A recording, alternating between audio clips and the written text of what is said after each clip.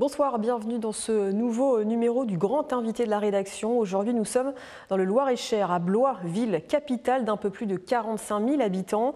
Les habitants qui s'attendent à subir cette deuxième vague de la Covid-19. Pour la municipalité, les enjeux majeurs restent la protection sanitaire de ses concitoyens tout en essayant de garder un équilibre économique. Une situation inédite qui risque aussi de perturber les prochaines élections électorales de 2021. Bonsoir Marc Gricourt. Bonsoir. Merci de nous recevoir dans votre bureau d'hôtel de ville de Blois avec cette magnifique vue surplombant la Loire. Vous êtes donc maire de Blois, maire socialiste, réélu haut la main en mars dernier en pleine crise sanitaire. Très vite, vous avez choisi de mettre en place des mesures fortes, distribution de masques, stationnement gratuit, chèques commerciaux ou encore droit de terrasse gratuit. Combien cela a coûté à la ville de Blois ? Au global, on est sur une enveloppe de 500 000 euros. 500 000 euros qui concernent toutes les mesures que vous venez de rappeler, qui sont en soutien notamment de l'activité économique de notre centre-ville, de nos commerçants, artisans, entreprises tertiaires, pour faire en sorte que l'amortisseur soit le meilleur possible au lendemain du confinement du printemps dernier. La perte de recettes pendant cette période, justement, s'élève à près de 3 millions d'euros entre la baisse de fréquentation du château de Blois, notamment, ou les écoles fermées avec moins de restauration scolaire. Pour rattraper ce manque à gagner, c'est quoi la solution ? Un effort collectif avec, par exemple, la hausse des impôts ?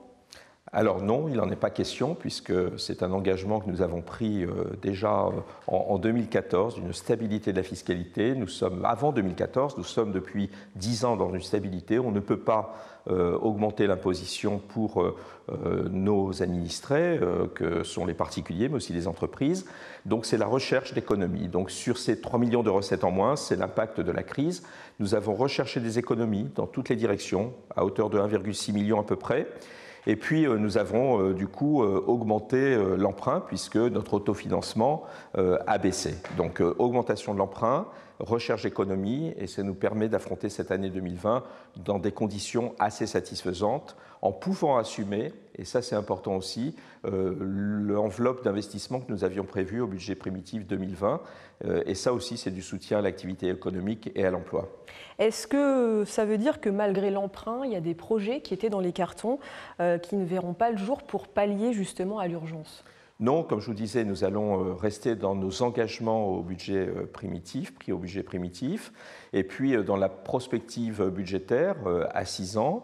Nous sommes là dans la préparation et presque la finalisation du budget 2021, qui nous permettra aussi normalement une enveloppe d'investissement très satisfaisante pour 2021. Est-ce que vous seriez prêt à refaire les mêmes efforts économiques pour cette deuxième vague que l'on vit actuellement ? Alors, deuxième vague qui, je l'espère, n'aura peut-être pas les mêmes conséquences sur les acteurs économiques, c'est-à-dire que idéalement, voilà, on aimerait que puisse se poursuivre une activité économique, notamment dans le domaine du commerce en journée et de l'industrie. J'avoue qu'il serait difficile pour nous de supporter une deuxième vague avec les mêmes conséquences financières. Je ne sais pas comment nous serions en capacité de l'affronter de façon douce. En plus de votre mandat local, vous êtes également président du conseil de surveillance de l'hôpital de Blois, vous-même ancien infirmier de profession, je le rappelle. Est-ce que actuellement les services de Réa et le pôle Covid de l'hôpital de Blois commencent à être saturés ou est-ce qu'ils sont en tension ? Alors aujourd'hui non, sur le département de Loir-et-Cher, puisqu'on on travaille aujourd'hui à l'échelle du groupement hospitalier territoire, donc c'est 27 patients Covid, 15 hospitalisés à Blois, dont 2 en réanimation à ce jour. La prévision, c'est de pouvoir être en capacité d'accepter une quinzaine de patients en réanimation et jusqu'à une trentaine en service de médecine. C'est quelque chose qui est aujourd'hui en capacité d'être opérationnel très vite. La difficulté, c'est la fatigue des personnels hospitaliers qui ont connu au printemps cette crise Covid avec une mobilisation très forte, des conséquences psychologiques aussi très fortes pour les soignants. Et puis, depuis le mois d'août, les services de médecine et de chirurgie tournent à plein avec des personnels qui ne sont pas en surnombre, même au contraire, puisque là, nous avons actuellement un peu plus d'une trentaine de personnels qui sont Covid positifs. Est-ce qu'il y a un manque de moyens humains, finalement Alors, il y a un manque de moyens humains qui n'est pas nouveau et qui a été mis en exergue par les directeurs et directrices d'hôpitaux en France durant la crise. Mais c'est vrai qu'on est dans une situation où il n'y a pas eu suffisamment, je crois, d'anticipation depuis le printemps dernier pour affronter cette deuxième crise. Alors on va changer de casquette à présent, du maire au deuxième vice-président, au premier vice-président de la région, en charge des finances. La région a mis sur la table une enveloppe de 60 millions d'euros pour venir en aide aux entreprises. Même question, est-ce que cela est suffisant ? Alors, en tout cas, ça a été un effort considérable. Dès le mois de mai, ont été débloqués 60 millions d'euros en soutien au secteur économique, tous secteurs confondus, de l'industrie, de l'économie sociale et solidaire, tous les secteurs. 60 millions, c'est l'enveloppe annuelle consacrée aux aides économiques. Donc c'est un doublement sur l'année 2020 de ces aides, avec aussi pour les conseils régionaux, et notre région en particulier, une baisse de ressources, évaluée ici en région Centre-Val de Loire à peu près 50 millions d'euros. Donc c'est un effort considérable. Est-ce suffisant? En tout cas, ça a permis d'amortir, avec les mesures prises par le gouvernement auprès du monde économique et auprès des salariés, avec le chômage partiel, ça a permis d'amortir.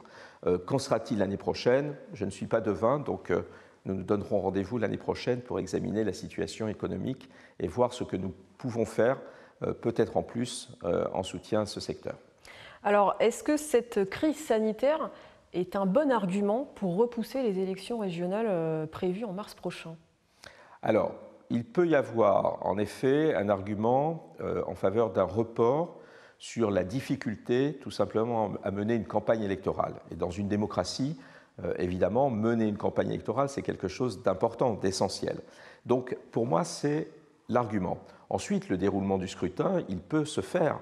On a bien vu que pendant les municipales, toutes les précautions ont été prises pour que les scrutins s'organisent dans le respect des protocoles sanitaires. Pourquoi ne pas mettre en place le vote par correspondance ? Voilà, je crois qu'un scrutin peut se dérouler. Après, raisonnablement, s'il y avait une décision de report des scrutins régionaux et départementaux, de mon point de vue, ça ne pourrait pas s'envisager au-delà du mois de juin 2021, tout simplement dans le respect de la démocratie. Ce n'est pas la crise sanitaire qui doit remettre en question le fonctionnement de nos institutions démocratiques. Alors côté candidats, 3 candidats officiels, François Bonneau pour le PS, Charles Fournier pour l'Hiver et Guillaume Pelletier pour les Républicains. Au centre, on parle de la candidature de Marc Fesneau. Et pour le Rassemblement national, un nom peut être celui d'Alexandre Nicolic. Vous êtes socialiste, vous ne vous en cachez pas évidemment. Vous êtes pour un rassemblement dès le premier tour entre les Verts et le Parti socialiste? Alors, dès le premier tour, je crois que c'est peine perdue, puisque nos amis écologistes ont décidé de mener leur liste aux prochaines élections régionales, comme ce fut le cas lors des précédents scrutins. Et ça ne me choque pas, même si, on le sait, idéalement, un regroupement dès le premier tour donne une force plus forte dans une dynamique électorale. Et les municipales de cette année l'ont prouvé. Là où nous étions unis, ça a été un ticket gagnant dès le premier tour. Bon, ceci étant, ça ne nous empêchera pas de garder cette région à gauche, j'en suis convaincu, dans une alliance et un accord de programme au deuxième tour avec les écologistes et toutes les forces de progrès à gauche. Ce que je veux aussi, c'est une clarté politique. C'est-à-dire que nos amis écologistes sont sur leur ligne.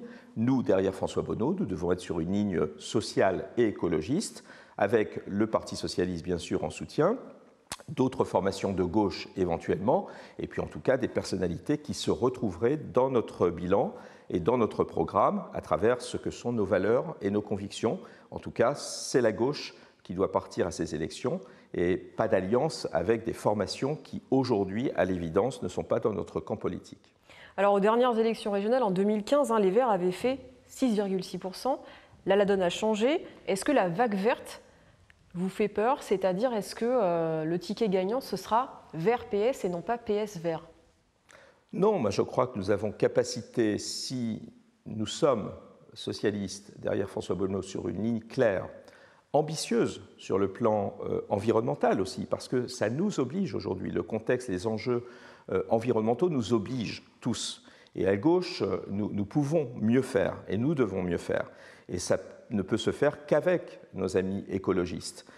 Et donc, je crois que nous avons capacité, si nous sommes clairs, si nous sommes dans des propositions audacieuses, réalistes aussi, mais courageuses, être en capacité de rester chef de file à gauche.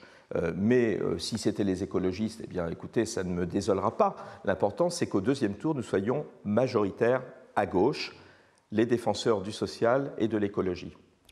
Merci beaucoup, Marc Grécourt, de nous avoir accordé cet entretien. Merci à vous, chez vous, d'avoir suivi cette entrevue. À très bientôt pour un nouveau grand invité de la rédaction.